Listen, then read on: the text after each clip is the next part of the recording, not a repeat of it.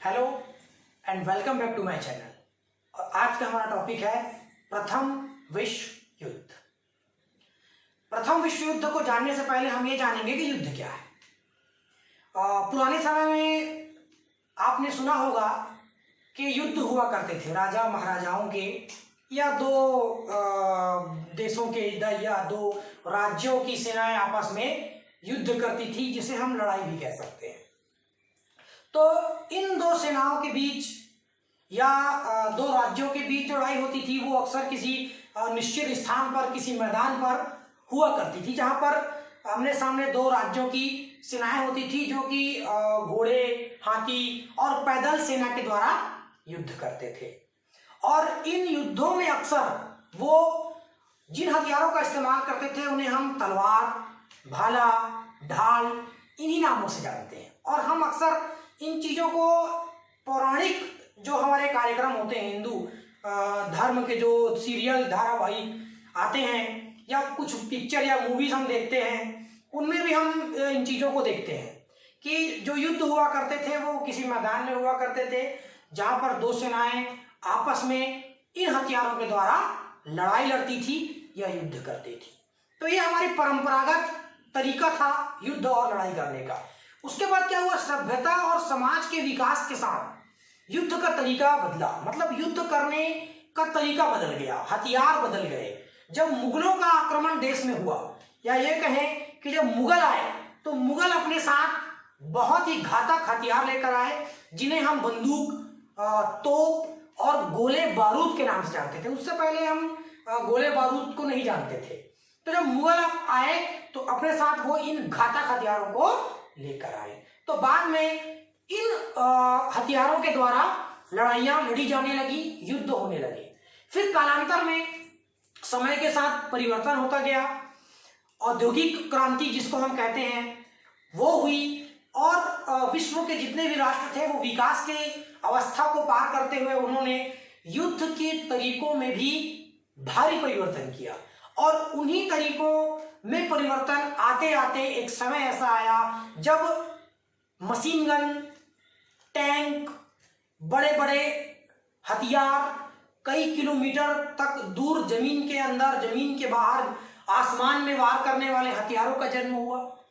पनडुब्बी जो पानी के अंदर चलती है, समुद्री युद्ध के जो काम आती है, हवाई जहाज, जलयान और बहुत सारे आविष्कार हुए सभ्यता के साथ, जो कि अब वर्तमान में लड़ाई का माध्यम है। तो इन्हीं सब आविष्कारों के द्वारा युद्ध जो है वो होने लगे, और उन्हीं का परिणाम हम कह सकते हैं प्रथम विश्व युद्ध। प्रथम विश्व युद्ध जब हुआ, इसे प्रथम विश्व युद्ध इसलिए कहा जाता है कि इस युद्ध में विश्व के लगभग देश शामिल थे। तो प्रथम विश्व युद्ध क्या था? तो अगस्त 1914 से नवंबर 1918 तक लगभग 52 महीनों तक चला युद्ध विश्व में प्रथम विश्व युद्ध के नाम से जाना जाता है। इस युद्ध में लगभग 1 करोड़ लोगों की जान गई और इससे भी दोगुने लोग घायल हुए। इसके अलावा ये क्षति यहां पर नहीं रुकी, समाज में इसके और भी घातक परिणाम हुए, जैसे कि बहुत खतरनाक बीमारियां, बच्चे कुपोषण का शिकार हुए और लाखों लोग कई प्रकार की अन्य बीमारियों से मारे गए। तो इस भयानक युद्ध को हम प्रथम विश्व युद्ध के नाम से जानते हैं। आइए इससे आगे बढ़ते हैं और समझते हैं कि प्रथम विश्व युद्ध क्यों हुआ, इसके पीछे कारण क्या थे और ये इतना भयानक रूप कैसे ले लिया। चलिए, सन 1914 से 1918 तक मुख्य तौर पर यूरोप में व्याप्त महायुद्ध को हम प्रथम विश्व युद्ध के नाम से जानते हैं या कहते हैं। यह महायुद्ध यूरोप, एशिया व अफ्रीका 3 महाद्वीपों और समुद्र, धरती और आकाश में लड़ा गया। मतलब जैसा मैंने आपको बताया कि पहले एक निश्चित स्थान पर दो सेनाएं सीमित साधनों के साथ युद्ध करती थी, लेकिन अब क्या हुआ, प्रथम विश्व युद्ध में एक ऐसा भयानक महायुद्ध जो न सिर्फ धरती पर लड़ा गया बल्कि समुद्र और आकाश पर भी लड़ा गया। अब इसकी भयंकरता को आप सोचिए कि जो एक महाद्वीप नहीं बल्कि यूरोप के साथ एशिया और अफ्रीका सहित 3 महाद्वीपों में लड़ा गया वो युद्ध कितना भयानक युद्ध रहा होगा। ठीक है, अब बढ़ते हैं युद्ध में सम्मिलित देश। तो वो कौन से देश थे जो इस युद्ध में शामिल थे? तो प्रथम विश्व युद्ध में एक तरफ जर्मन साम्राज्य, जर्मनी, ऑस्ट्रिया हंगरी साम्राज्य और तुर्की के साम्राज्य थे, एक खेमा। दूसरा खेमा या दूसरी ओर ब्रिटेन, फ्रांस, रूसी साम्राज्य और संयुक्त राज्य अमेरिका। आप जानते हैं संयुक्त राज्य अमेरिका कितनी बड़ी शक्ति है वर्तमान में। तो उस समय भी ये एक बड़ी शक्ति के रूप में अमेरिका जो है वो विश्व मंच पर उभर रहा था और दूसरे खेमे में ब्रिटेन, फ्रांस और रूस के साथ अमेरिका भी युद्ध में शामिल था। बाद में अमेरिका युद्ध में शामिल हुआ, वो क्या परिस्थितियां थी वो बाद में समझेंगे। आगे बढ़ते हैं। इसे विश्व युद्ध क्यों कहा जाता है? क्यों हम इसे प्रथम विश्व युद्ध या विश्व युद्ध कहते हैं?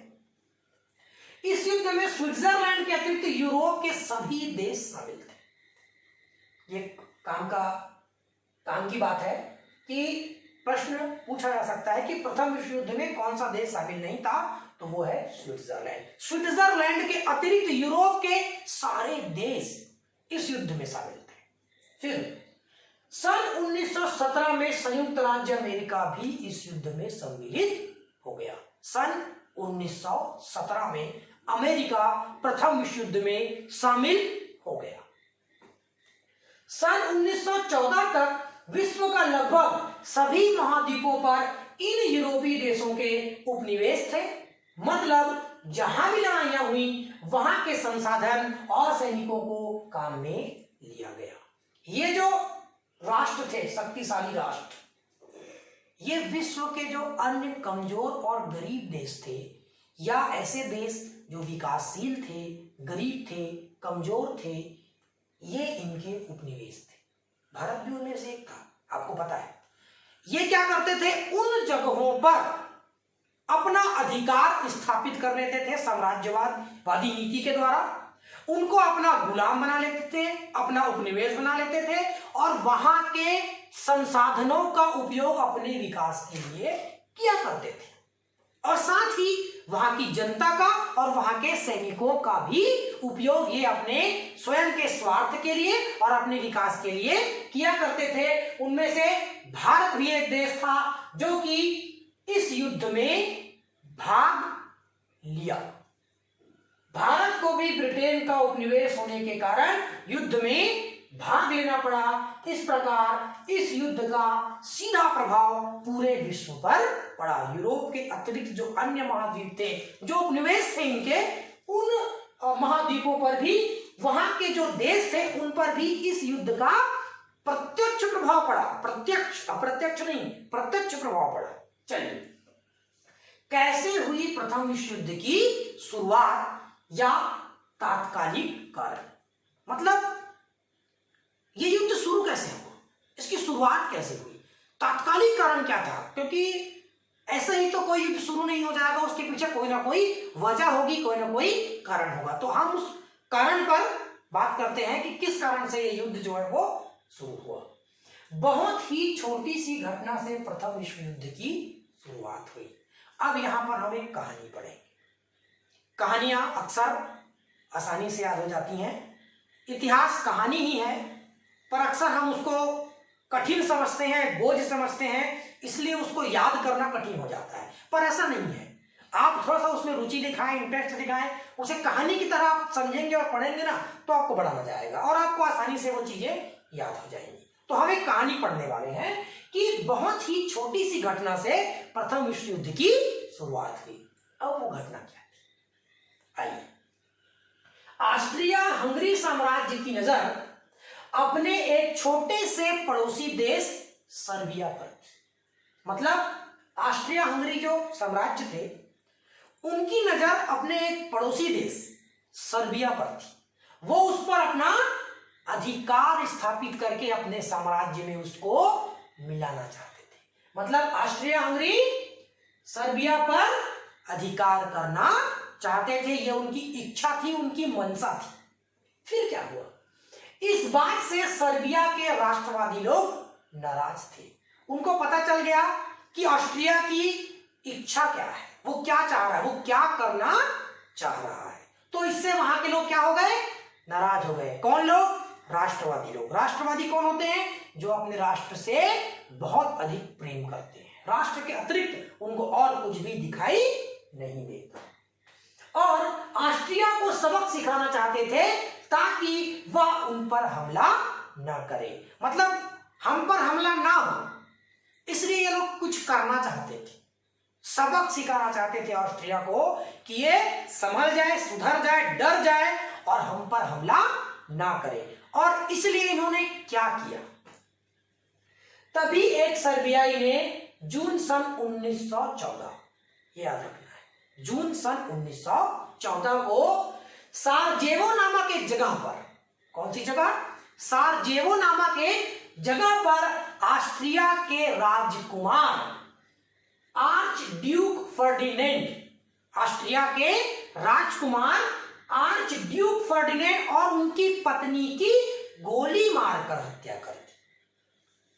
कहानी की तरह है कि एक दुश्मन राज्य के, दुश्मन देश के राजकुमार और उसकी पत्नी को एक राष्ट्रवादी व्यक्ति ने गोली मार दी, गोली मारकर हत्या कर दी। साराजेवो नामक स्थान पर सन 1914 में गोली मारकर हत्या कर दी। ठीक, इस हत्या का बदला लेने के लिए ऑस्ट्रिया ने सर्बिया पर हमला कर दिया। अब उनको क्या लगा, हम उसको सबक सिखा रहे हैं कि वो हम पर हमला ना करे, पर इससे बात बिगड़ गई। राजकुमार और उसकी पत्नी की हत्या करने से बात बिगड़ गई और बाद में होने वाला युद्ध पहले हो गया। क्या हुआ परिणाम, कि ऑस्ट्रिया ने सर्बिया पर हमला कर दिया। सर्बिया की मदद के लिए रूस आया और ऑस्ट्रिया की मदद के लिए जर्मनी आया। क्यों, कि जब दोस्त पर हमला होता है तो दोस्त उसको बचाने के लिए जरूर आगे आता है। तो यही हुआ कि सर्बिया की मदद के लिए रूस आया और ऑस्ट्रिया की मदद के लिए जर्मनी आया। फिर क्या हुआ, इसके बाद देखते ही देखते फ्रांस और ब्रिटेन भी इस युद्ध में शामिल हो गए। फ्रांस और ब्रिटेन भी इस युद्ध में शामिल हो गए। अब प्रश्न ये उठता है दिमाग में, प्रश्न ये उठता है कि ये सारे देश युद्ध में क्यों शामिल हुए, क्यों शामिल हुए। ठीक है, आइए आगे बढ़ते हैं। पहला, औद्योगिकरण के कारण आपसी प्रतिस्पर्धा। मैंने बताया औद्योगिकरण हुआ था ब्रिटेन में।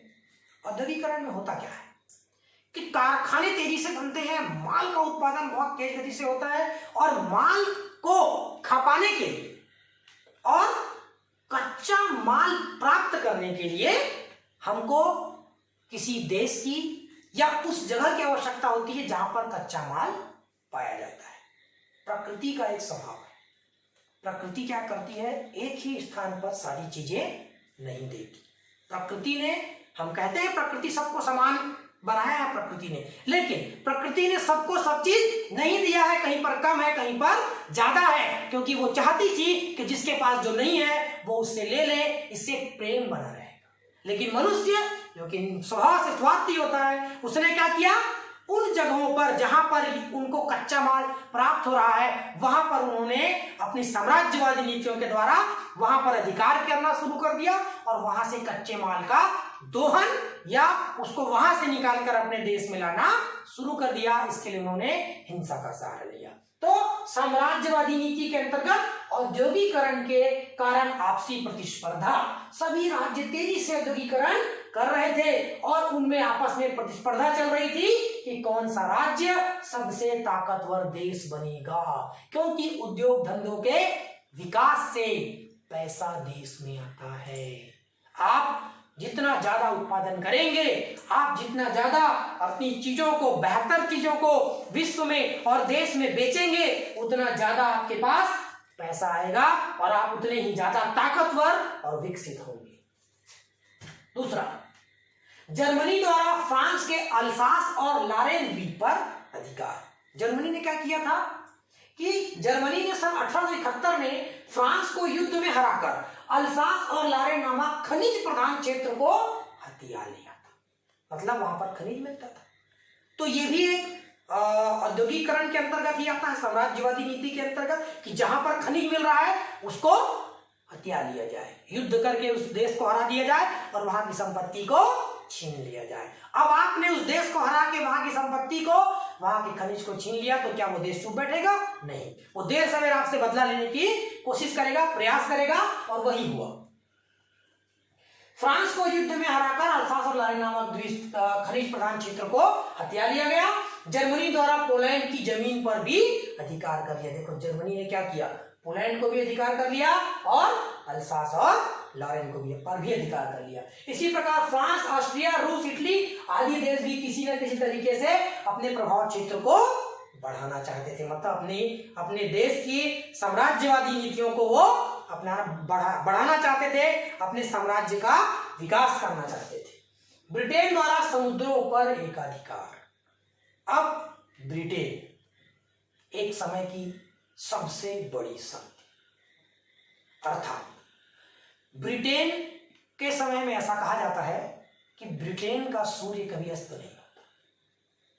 संभव है? हम देखते हैं रोज सूर्य अस्त होता है, ऐसा कैसे हो सकता है कि ब्रिटेन में सूर्य अस्त नहीं होता? नहीं, उसके पीछे एक कारण है कि ब्रिटेन ने विश्व में इतने उपनिवेश बना लिए थे कि उसके यहां जब अंधेरा होता था तो उसके उपनिवेशी देश में उजाला रहता था, अर्थात वहां रात तो यहां दिन। इसीलिए कहते हैं कि ब्रिटेन के साम्राज्य काल में उसके समय में कभी भी सूरज नहीं ढलता था। तो एक बड़ी ताकत ब्रिटेन, ना ही जमीन पर बल्कि समुद्रों पर भी।